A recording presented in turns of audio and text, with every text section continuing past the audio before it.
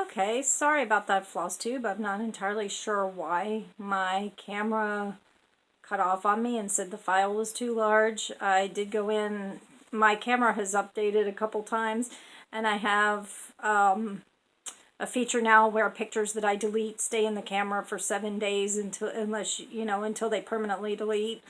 And I had 83 in there, so hopefully just deleting them all right now will give me a bit more storage space. So this is part 2 of my Flosstube experience for video number 22. So anyway, I was done talking about Nutty Parade. My 4th finish of the year is actually another one that I don't have because it was a charity piece that I stitched that I sent to Florida to be made into a quilt for a senior center donation. I think I have the pattern here though.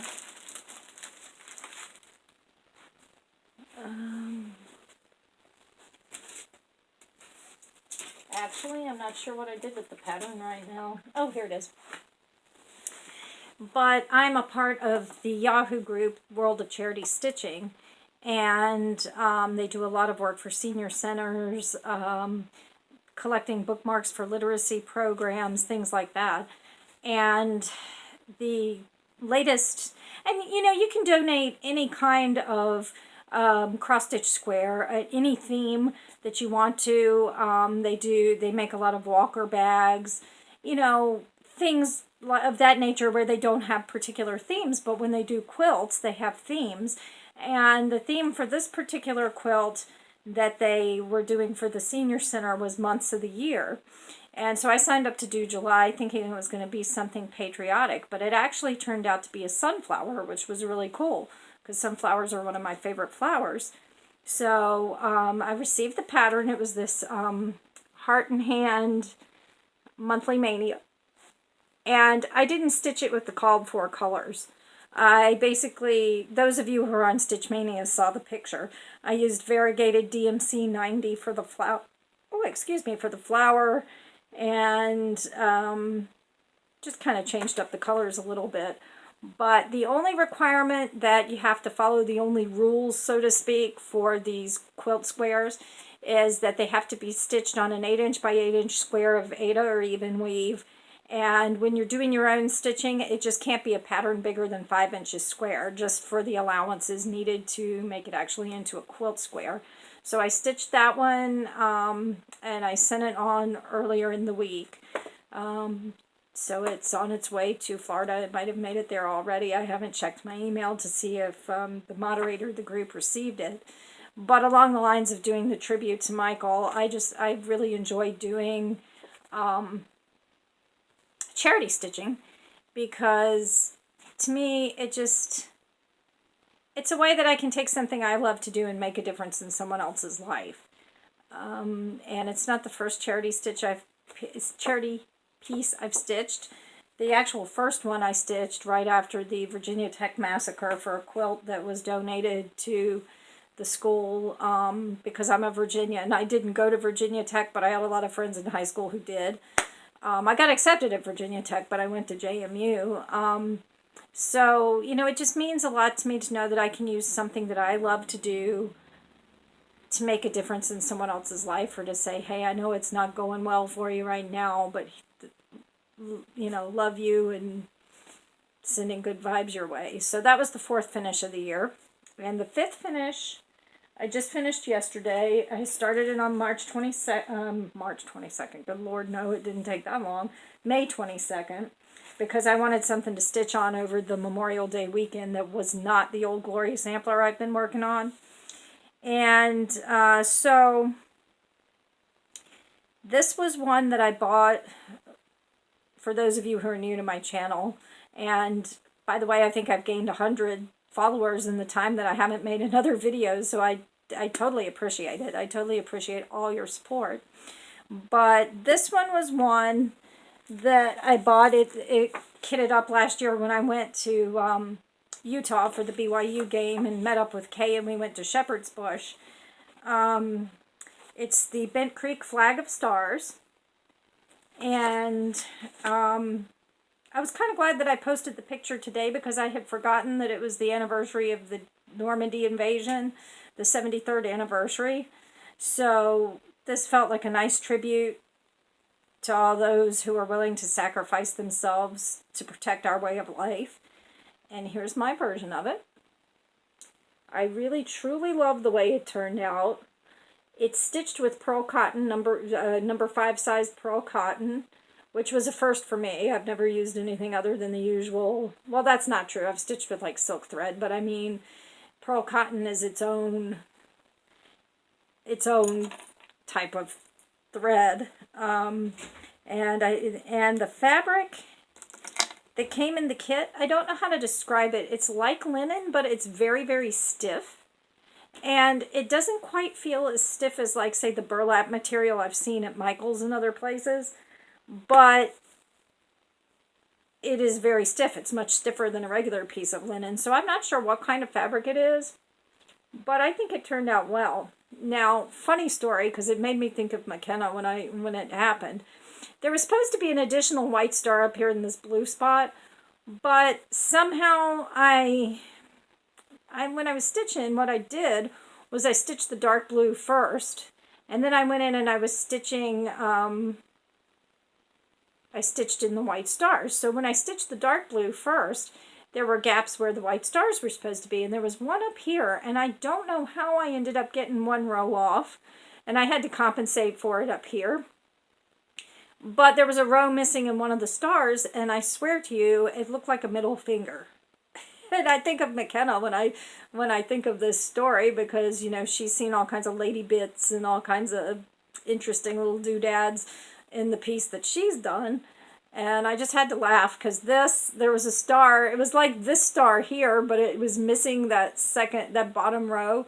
So it looked like a middle finger. And I was like, okay, regardless of what you think of the current political climate, you probably don't want to stitch a flag that's going to make you think you're saying, you know, F you every time you look at it. So I just filled in that part with blue. And in the kit, it did not come with enough of the thread, but it was no big deal. My Michaels had all the pearl cotton that I needed. It was basically 930, 931, 815, and I don't remember what the other color was. And then the white, so no big deal. But now this is going to be significant, not only because it's the first time I've stitched with pearl cotton and it's on this interesting fabric, but I'm going to try to frame this one myself. So speaking of McKenna, I'm going to go back and try to find her video where she talks about her framing procedure. And this is going to be the first thing I will have ever framed of my own work. So because I didn't stitch this for anyone or for any particular reason, it's going to be an experiment. So we shall see. I need to do a little research and get up a little more, have some Dutch courage before I start trying to mount this thing in a frame, but it's not a piece that if it doesn't look perfect in the frame, hey, at least I framed it myself. That's something I've never done in the 25 years I've been stitching. So yeah, so that's my last finish. I do have a lot of whips that are going on. My main one that I'm going to work on, focusing to finish by the end of July is my piece for the county fair entry I'm going to make. Now, for those of you who have been around my videos a while, the Permanent Copenhagen rooster that I'm doing, that was the one I was originally going to enter. There's no way. I cannot. That is such an intricate piece. It is so much more to it than I realized when I started it. So I'm still going to make that one for my parents as a tribute to my grandmother, but there's just no way I can get that one done in time, because I know I mentioned it in one of my other videos, but Massachusetts does not have a state fair, so to speak. We've got what's called the Eastern States Exposition, and its nickname is the Big E, and it's basically a regional fair. And it's held here in Massachusetts, but it represents all 6 New England states. So the Big E does not have a needlework competition. They do have a quilt competition. And the one time in the 17 years I've lived here that I actually went to the Big E, I did see the quilts and they were amazing. But they don't have a stitching. So we have the 3-county fair, and for those of you who don't know about Massachusetts, in the western part of the state where I am, there's 4 counties. Berkshire, it goes from like Albany up through like Pittsfield and in extreme western Mass. Berkshire County is the part that butts up to New York. Then there's Franklin County, where we are in Sunderland, that goes from Vermont to about Sunderland. And then Hampshire County is Hadley and Amherst, and probably down to Chicopee, maybe. I don't know if Holyoke is actually Hampshire or Hampden County. Holyoke, it might be down to Holyoke, and then from Holyoke south to the Connecticut border is Hampden County, because Hampden County is where Springfield is, where I work. But, so Franklin, Hampshire, and Hampden County have a 3-county fair Labor Day weekend, and they do have a needlework competition, so my only concern was being able to get something finished in time.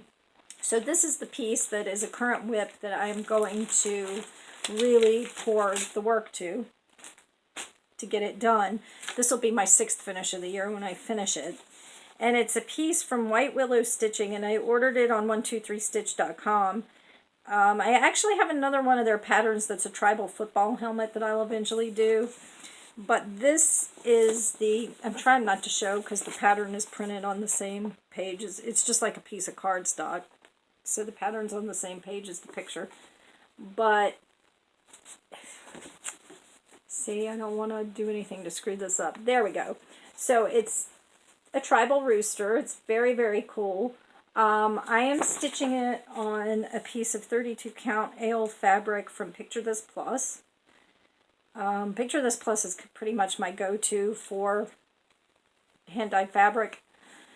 And this is what I've got done of it so far. I'm using 319, which is a very, very lovely dark green. I don't know what the official DMC name of it is, but I call it like a forest green.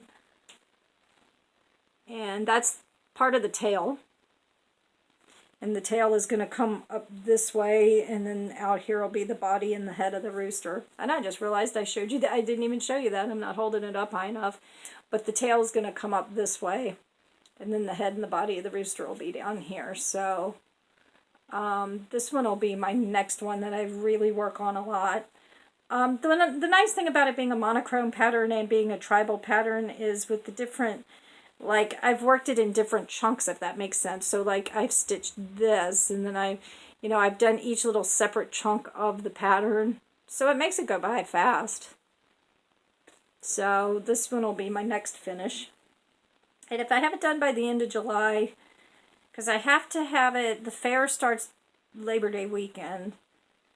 So I have to have it ready to go the week before, and then I need to let a couple weeks for framing. So I have to have it done by the 1st of August, basically.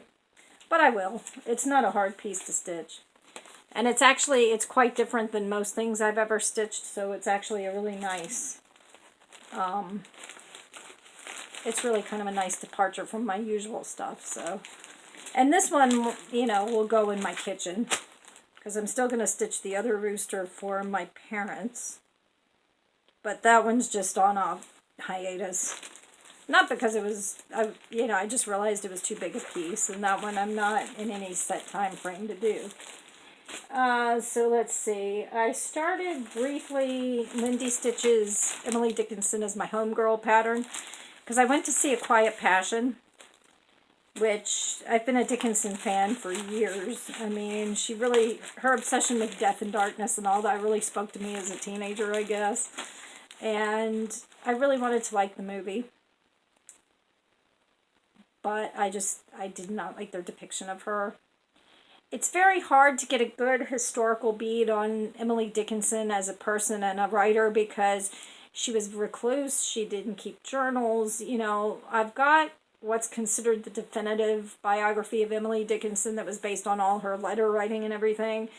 And it's as close to a definitive account of her life as we'll ever get. But I think without sounding offensive or indelicate to the current political climate, and not wanting to bring politics into my blog anyway,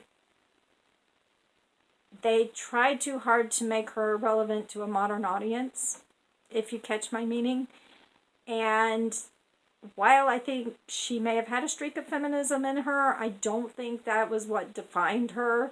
She was a very complicated woman. She, at a very young age, lost a lot of friends and family in rapid succession.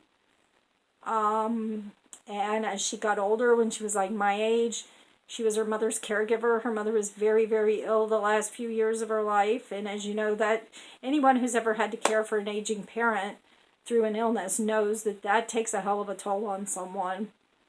And I think if I were a psychiatrist and I'd had a chance to ever really talk to her, I would maybe assume she was clinically depressed because of all the death that was happening around her, all her family and loved ones who were dying. And then too, she had Bright's disease, which technically it's a BS. It was a BS catch-all for kidney disease back then. There's no such thing as Bright's disease anymore, because now we know there's like a bunch of different kinds of kidney disease. But back then, doctors didn't know. And it was just lumped together as Bright's disease. They knew it was kidney malfunction, but, you know, they didn't know what it was. You know, like now there's polycystic kidney disease. There's, you know, all kinds of kidney-related ailments. And she was in a lot of pain. She suffered seizures. She was in, you know, excruciating pain from it. So I think, if anything, she was probably a bit mercurial because she was depressed. But there was a lot that was left out of the movie that I learned about her when I took the tour of her homestead in Amherst last year. For instance, she was very much into botany. That was like her passion besides writing, was flowers and studying them. And she kept a very well-preserved dried flower collection. I think, if I remember correctly, it was something like close to 400 different specimens of plants and flowers. And her father built a conservatory for her on the grounds of the house. And they actually built a replica of the conservatory that they just unveiled at the house this year. And she really played up to the whole mysterious Belle of Amherst thing. She loved to bake. And she, you know, the neighborhood kids would come and call out to her at the windows, and she'd lower cookies down in a basket down out of the window to them, or send bread home with them to their families. So, I mean, she was a complicated woman, and I think she had her moments, but I just don't think that the movie gave her credit as a whole person.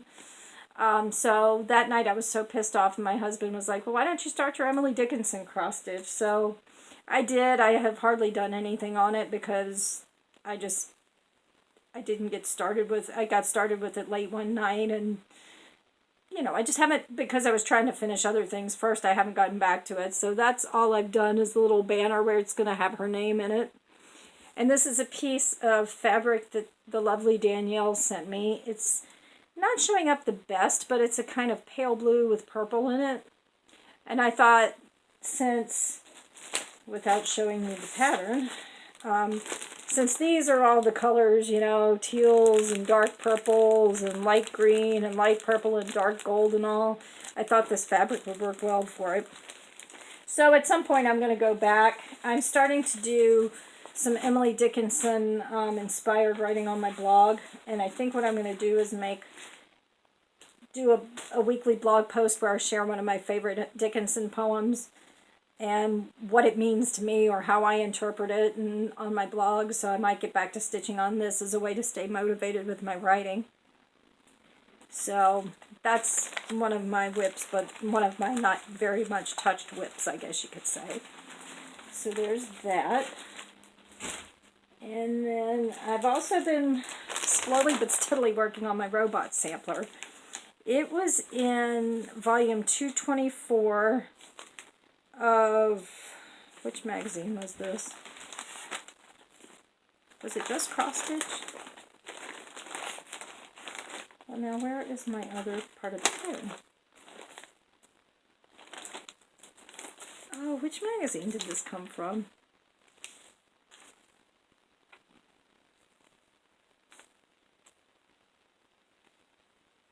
it was, oh, The World of Cross Stitch, it's right there, and it was from volume 224, so that was like a 2014 or 2015 magazine, and it's these little guys.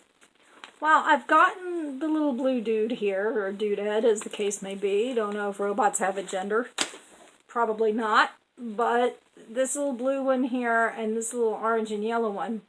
And the next one I was working on was this big one here, but, as you'll see, the last time I worked on this, I stitched for like half an hour on the gray robot's head, and then I spent like 2 hours frogging it. Because apparently I can't count, and, you know, I can't count on a good day, but I should never try to stitch when I'm tired. So, of that orange robot, the only part that I've gotten done is part of his head and his antenna. So, last time I stitched on this, I did not make nearly as much progress as I had hoped to. But I love vintage robots, and it's rare to find anything with a vintage robot, whether it's an actual little toy robot or it's a cross stitch or anything like that. So when you see it, you have to, you know, when you've got an esoteric thing that you like, you have to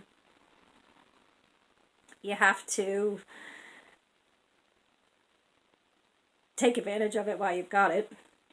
And it is hard to find vintage robots, so especially in cross stitch. So I don't remember if I ever told the story, but I stalked the living you-know-what out of the store for the World of Cross Stitch, because in the back of the magazines they always put a little preview of the next month's thing, and they had this little picture of these guys in the preview, and I was like, oh my god, vintage robots. So I'm sure my Barnes & Noble thought I had lost my ever-loving mind. Well, anyway, I'm sure I have, but, you know, stalking your cross-stitch magazines at the bookstore may not be the craziest thing I've ever done, but close. And let's see, I'm going to wrap this up real quick here. But let's see. I have done a little work on Old Glory Sampler, the Karen Kluba piece. Basically, I try to stitch on this during, like, well, lately I've been stitching on it when I feel like I need a shot of patriotism to get me through the day. But I've also tried to stitch on it on patriotic holidays, and I'm going to take this with me on vacation, since we'll be at the beach on the 4th. But I started stitching the blue field of the flag that's underneath, and this flag is going to be one that was a late 1800s flag that was made out of campaign parasols that were given out that had flags on them, and somebody took the parasols and recycled them into a flag. So I haven't really done a lot with this, but I plan to do a lot with it at the beach, because I don't know if I'm going to take any other pieces. I might take the rooster, just depending on, you know, where I get between now and then with the rooster. But I definitely will work on this a lot on our beach trip. And then the last thing that I've really worked on, some of my other whips I've only put a couple stitches in the past couple months, so they're not even worth talking about. But I decided to go ahead. I had kitted up my Haid Mini first song, and you can't really tell by the picture here, but it's a male and female cardinal in a mailbox in the wintertime. Now, this piece is a mini. If I was actually following the rules, such that they are, if I was actually following the rules and stitching on 25 count over 1, it would be 10 inches wide by 11 inches high. But, of course, you know me. I don't follow the rules. I never do. I try never to follow the rules. The rules are boring. So, what am I doing? Well, I'm stitching on a piece of cashel in the Chalice colorway from Picture This Plus. Not that it matters, because it's full coverage. So I'm stitching it over 2, without grids. So yeah, it's going to over 2. It's going to take the better part over 2 with the 3-inch border. It's going to take the better part of a fat half of fabric, folks. Yeah. So I knew when the lovely, dear, sweet Danielle sent me this WTF needle minder, I knew exactly which project it was going to go on, because I think I have lost my freaking mind doing this piece this way. I'm not exactly doing cross-country stitching, but I didn't grit it either. So the background is like a grayish, wintry sky. So I have 200 stitches in. You can't tell from the camera lighting here, but it's got a little bit of like a winter white and a scotch of like the palest gray you can imagine. Like so pale it almost looks white itself, and that's just going to be the sky. So 200 stitches down and about 68,000 some odd to go. I don't know why I did this. I really have no clue why I decided to do it this way. Because, ladies and gentlemen, I am one of those people in life who has to do everything the hard way. So this is going to be I did it my way, Frank Sinatra had to do it my way and drove myself crazy piece, but it's going to be absolutely beautiful. It's a male and female cardinal sitting on a mailbox, and y'all know how I am about cardinals. I'm just about as nuts for cardinals as I am for patriotic stuff. So that's it for the cross stitch. I hope to be able to get back to a more regular video process. I'm not entirely sure when. Probably toward the end of the summer. I think it's just, it sounds counterintuitive, but during football season, it's actually easier for me to do videos because, you know, my husband works such weird hours with the team that I can come home from work and just sit down and crank out a video and wait till he gets home. So, and you know, this time of year, I don't have a lot of free time with him. So this time of year, I'm like possessive of my free time with him, which is really the reason why I haven't done a video in a while, because I just haven't, you know, husband comes home, we do a workout, we have dinner, and I want to watch a movie with him and talk to him about his day. So I haven't really been dedicated to doing my videos, but I am going to try to get back to a more regular video schedule. Like I said, I'll put my Instagram account, my Instagram name in the description box below, a link to my blog, because I plan to do a blog post where I show pictures of the projects I've finished so far, talk about them a little bit, so that you can see the two that I didn't have if you're interested. But, you know, it was just life, basically. You know, there was spring ball. I'm trying to give my other hobbies of photography and blogging a little bit more attention and love, since I've kind of let them go by the wayside the past couple years.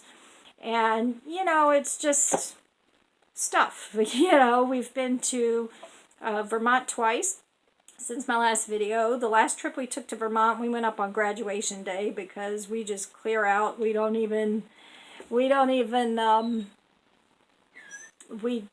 just don't get near town on graduation day. That's just insane.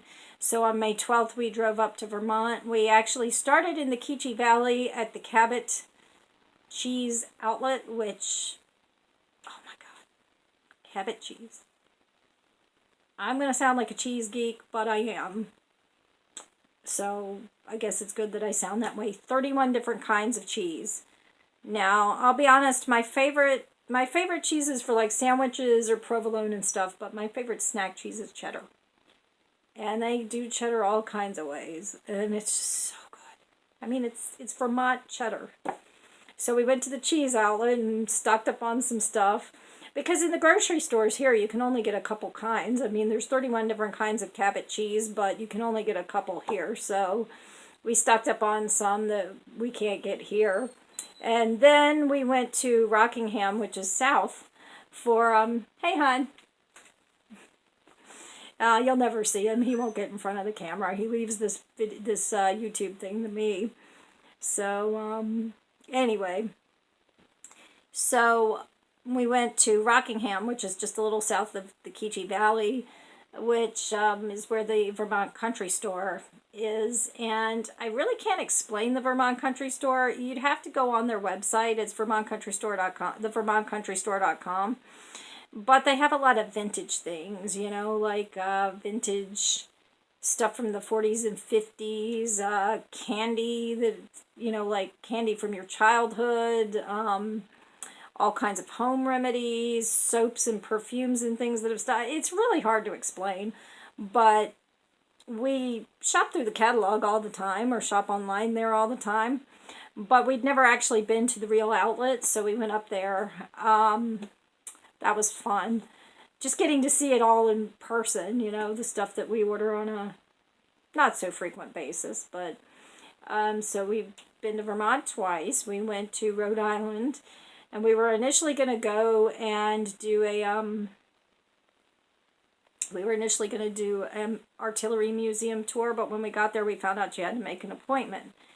So it was really, really a letdown, and then we decided, well, let's go tour Fort Adams. And that saved the day. Like my husband said, we turned a turkey into a peacock, and we were able to do a guided tour of Fort Adams, which it can only ever be a state park in Rhode Island because it never saw a battle. The only forts that are national parks are the ones that saw battles. So like Fort Ticonderoga, Fort McHenry, Fort Sumter, you know, those kind of forts are national parks. But Fort Adams was built as a reaction to the War of 1812 and wanting to be better prepared the next time somebody tried to invade us.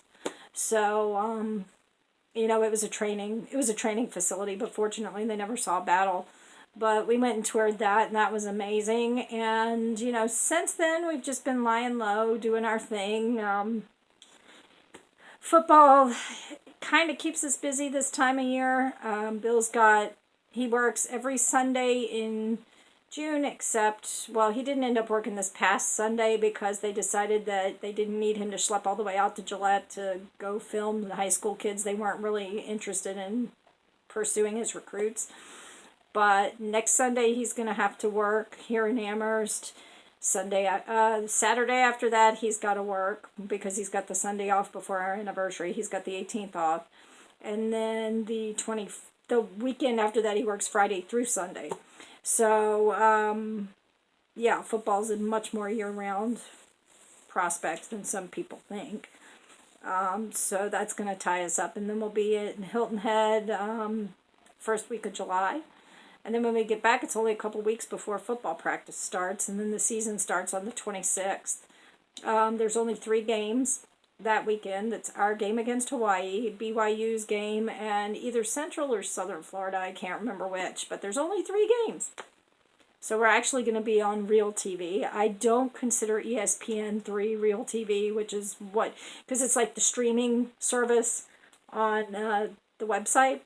It's like a pay-per-view streaming service. So I don't consider that a real televised game, but our first game is going to be televised. So that'll be good. The